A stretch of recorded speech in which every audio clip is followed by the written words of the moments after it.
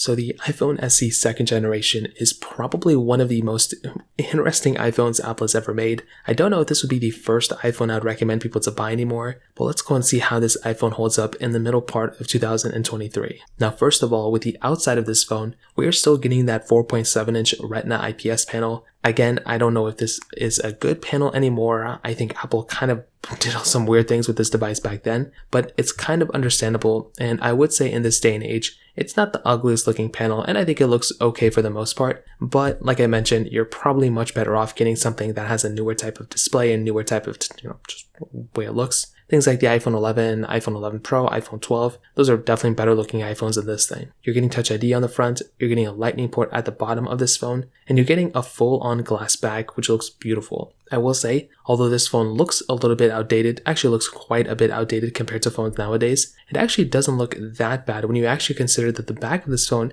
and the front of this phone feel very premium. Like, this still feels like a very, very premium phone, and that is something that I actually do like a lot about these devices. Now, you're getting that single camera setup on the back, you're getting wireless charging, you're getting IP certification, you are getting a lot of good stuff on this phone, which is awesome, and that is something that I really do like. Again, when you're getting a phone like this, you are getting a very solid device that is actually very, very premium in a lot of different ways, and that is something that I love about this device. So in terms of that, in terms of the outside, it definitely gets a thumbs up for me for sure. Now on top of that, you are getting that camera setup on the back. You're able to film 4K at 60 on the back, which is awesome. And you're able to do 1080p at 30 on the front, which is also really good. So this type of camera has a lot of capability there for a budget tier kind of phone. It's, the basics of what you'd get. I mean, it's not anything insane. Again, if you're wanting a better camera, that's when you'd probably want to go ahead and upgrade to something like an iPhone 11 Pro, an iPhone 12 Pro, an iPhone 13 Pro. This type of camera is going to be very, very basic. And if you want a more important or better camera, this is definitely not the one you want. You probably want something like an iPhone 11 Pro or above, in my opinion. Now, software-wise, because this thing basically has the same chipset as an iPhone 11,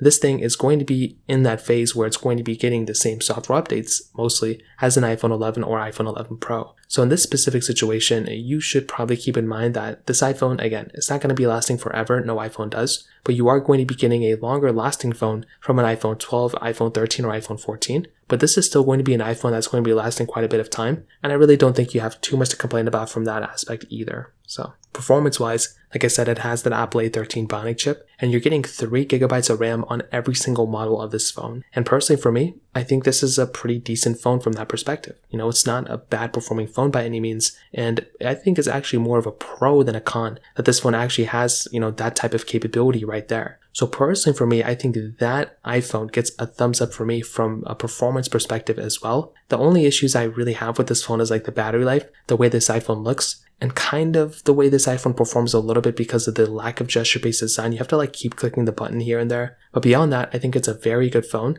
and I think it gets a thumbs up for me. So to kind of sum it up, what I'll definitely tell you is the iPhone SE2 probably wouldn't be the first phone I'd recommend people to buy anymore. I'm sure it was good when it first came out, but you're much better off buying something like an iPhone 11 or 11 Pro or a newer iPhone than that. So that pretty much covers it up. If you have any other thoughts or questions, let me know in the comment section below. Hit the like button, that would mean so much, but definitely hit that subscribe button. More importantly than everything else, I love every single one of you guys. Hopefully I'll catch you guys in the next video. Peace out till then.